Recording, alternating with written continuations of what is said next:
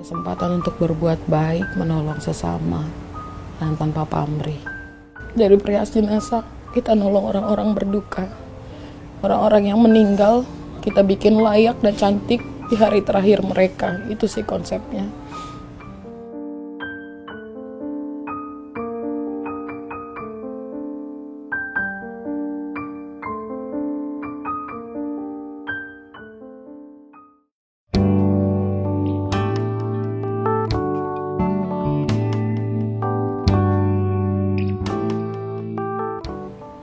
Perias jenazah adalah jawaban atas panggilan hati, bukan dibayar, melainkan saya membayar sebuah kebaikan.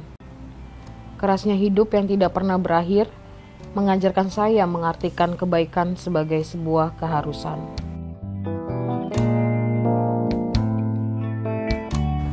Awal mulanya jadi perias jenazah itu, aku memang ngikutin mama. Mama aku adalah pemandi jenazah. Saat itu membantu mamah lah merias jenazah tante-tanteku yang sudah meninggal. Kebetulan mereka adalah juga orang-orang yang susah gitu ya, yang hidupnya sederhana. Jadi aku menolong bagian part merias jenazah, bantuin mama.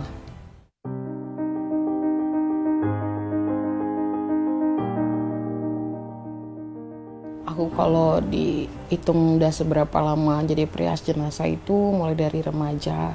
Tapi mulai benar-benar menggeluti bidang ini tuh dari tahun 2018-an lah. 2017, 2018, sekitar tahun itu.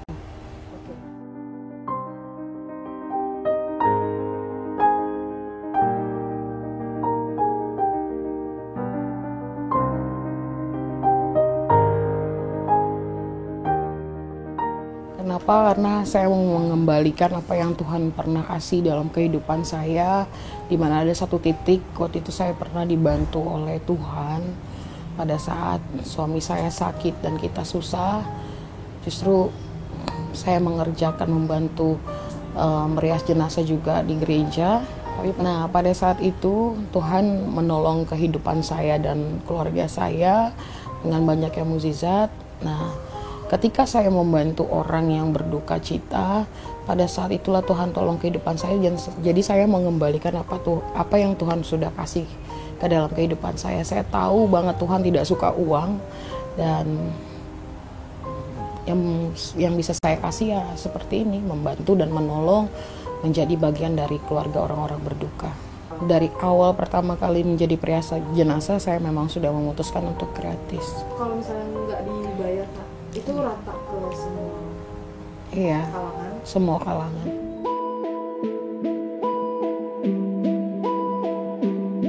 Pemasukannya, saya adalah orang yang mau bekerja apa aja, jualan apa aja. Kebetulan hari ini maksudnya saat ini saya jualan bawang gitu loh. Terus ngebreed ikan cupang juga, jualan ikan cupang. Terus saya juga merias orang yang bukan jenazah gitu loh. Jadi itu berbayar gitu. Apa aja sih yang saya lakukan, ngamen juga, apapun itu.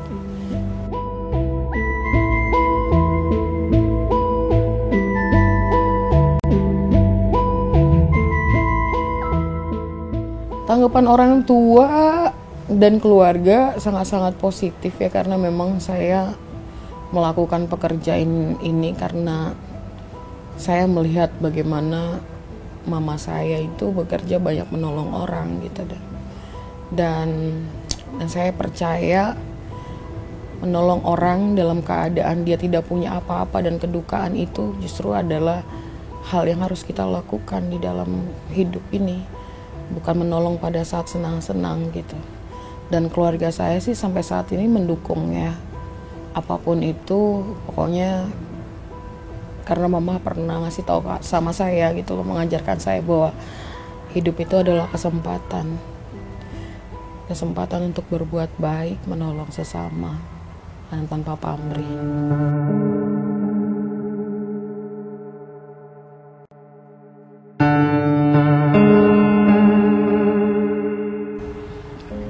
Ketika lo lahir bukan dalam keadaan seorang indigo, tapi ketika lo berhubungan pekerjaan lo tuh berhubungan dengan hal-hal kematian, pelan-pelan lo pasti akan menjadi orang yang sensitif. Dan sensitivitas itu aku dapetin saat aku merias jenazah. Aku pernah ngeriasin orang yang sakit karena disantet. Itu pada saat aku dateng, fotonya itu udah banyak bergerak dan jatuh gitu.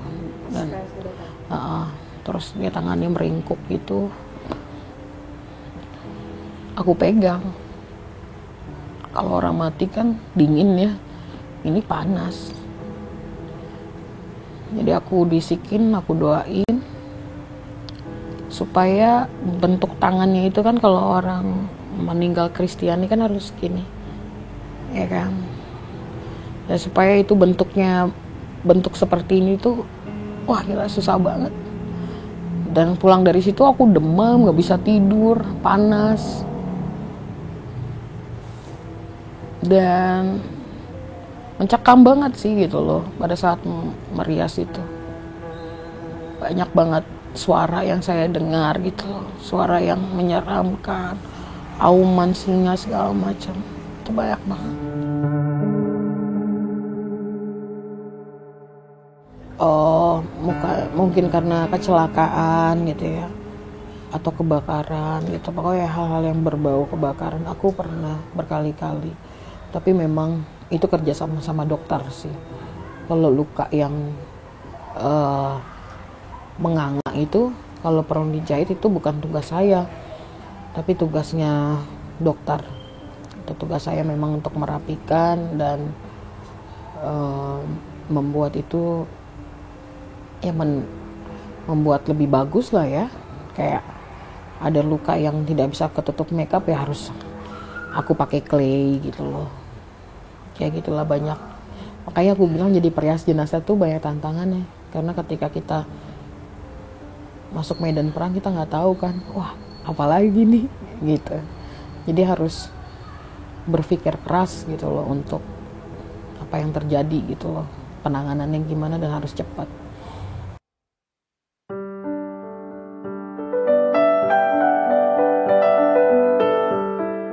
Aku juga pengajar buat anak-anak difabel.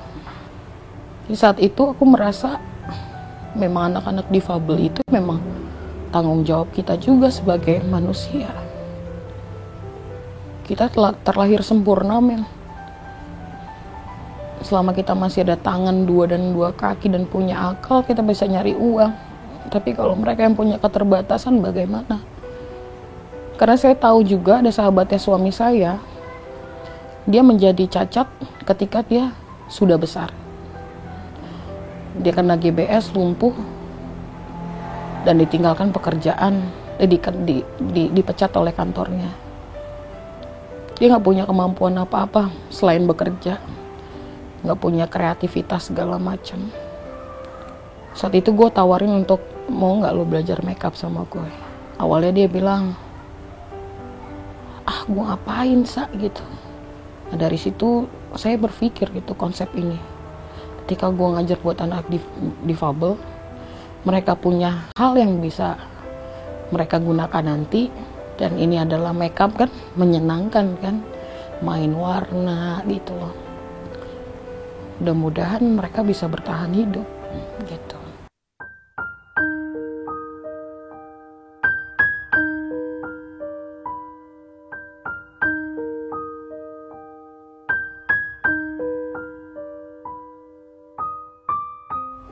Kalau ngomongin soal almarhum suami saya, dia yang tetap terus kasih tahu aku kalau hidup itu bukan soal materi, tentang berapa banyak yang aku kasih, tapi tentang banyaknya rasa syukur lo kalau lo mendapatkan sesuatu hal, even hal yang kecil sekalipun.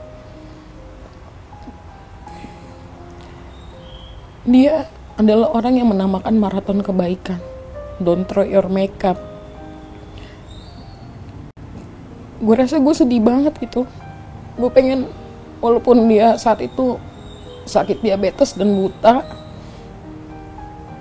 tapi at least dia bisa tahu gitu kalau pergerakan Maraton Kebaikan itu udah banyak banget menginspirasi banyak orang.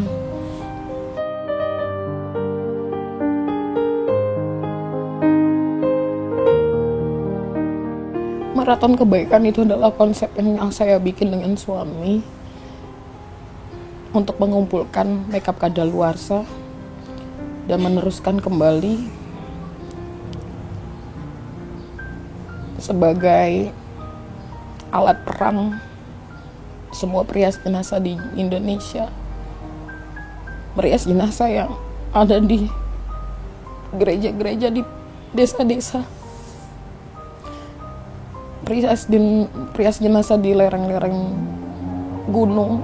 Itu udah kita pernah kirim saat itu, dan itu belum terlihat sama media massa gitu saat itu, karena niat kita emang pengen nolong gitu.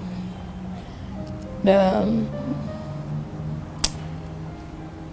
dari kalian, si pemilik makeup kadaluarsa, ke kami perias jenazah, dari perias jenazah kita nolong orang-orang berduka, orang-orang yang meninggal kita bikin layak dan cantik di hari terakhir mereka. Itu sih konsepnya.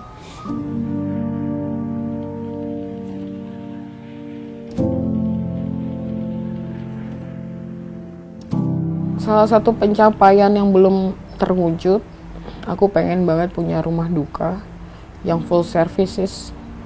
Dari lo meninggal, lo dimandikan, diawetkan, kemudian dipakein baju, dirias, masuk ke peti, sampai ke liang kubur, itu semua gratis. Karena gue tahu ketika lo meninggal itu bukan tanggung jawab lo untuk membayar semua, tapi orang yang hidup. Sebenarnya tanggung jawab lo, cuman sebagai manusia kan kadang kita lupa untuk mempersiapkan diri di hari terakhir kita.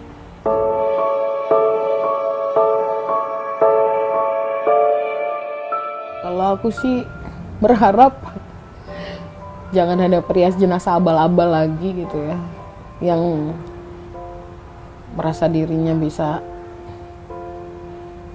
make upin jenazah gitu, tapi hasilnya gak bagus banget gitu loh. Karena perias jenazah itu memang harus dari hati, panggilan jiwa. Dan ngurusin orang meninggal itu pada hari terakhir lo harus bikin sebagus mungkin, karena hari terakhir sebelum dia dikubur.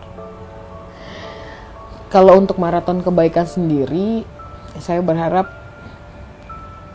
tanpa melalui saya nih, ketika lo ngelihat ada di desa lo atau di kampung lo ada perias jenazah di gereja yang kecil gitu, lo punya makeup, ya lo bisa kasih gitu loh. Jadi pergerakan itu gue udah bisa menginspirasi orang gitu loh, tanpa harus melalui aku, kalian sudah bisa bergerak sendiri gitu.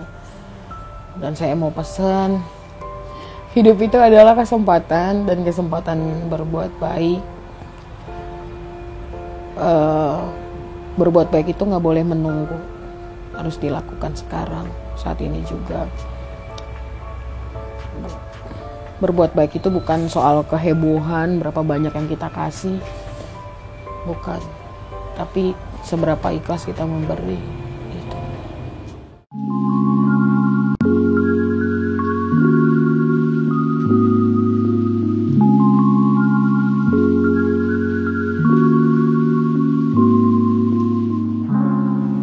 Hari ini aku mau sedikit mempraktekkan gitu kan, karena kerjaanku adalah perias jenazah.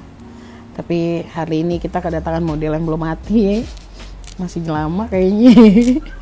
Kelihatan dari amin. Sebenarnya aku punya holy grail nih. Jadi kalau ngerias jenazah, kalau primernya orang-orang tuh ada primer khusus wajah. Kalau aku primernya pakai, tada, ini adalah apa ya, glue stick ya, glue stick dari, ya pokoknya dia buat lem kertas tapi yang bentuk stick. Karena wajah orang yang meninggal itu udah pasti dia pori-porinya udah tertutup, terus udah nggak moist lagi. Jadi supaya ini mengikat si makeup itu, supaya nggak keki segala macam gitu loh. Gitu. Cuman karena dia kulitnya masih moist dan habis skincarean ya. Betul. Jadi kita skip ya bagian ini guys gitu loh. Bibir jenazah itu harus kita bikin simpul senyum. Nah caranya gimana? Kita harus pakai lem Korea tuh yang ada tulisan kanji-kanji itu biasanya aku ditaruh di bibir, terus aku bikin simpul senyum gitu.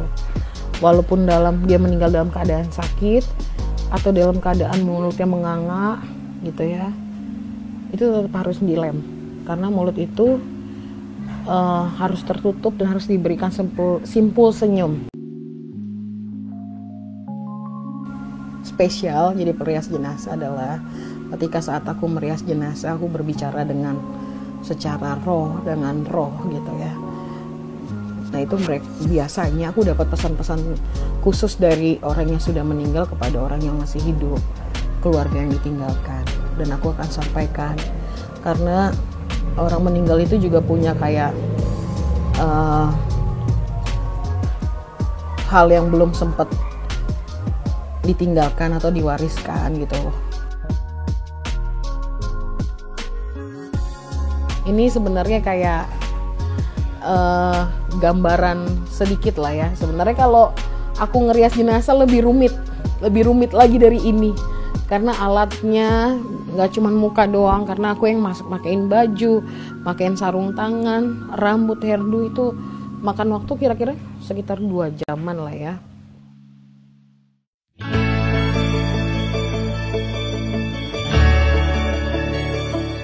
Semua manusia layak menjadi indah di hadapan Tuhannya, bahkan di hari terakhirnya. Menyampaikan pesan orang-orang lewat pergerakan maraton kebaikan. Saya Elsa, perias jenazah, founder dari Maraton Kebaikan.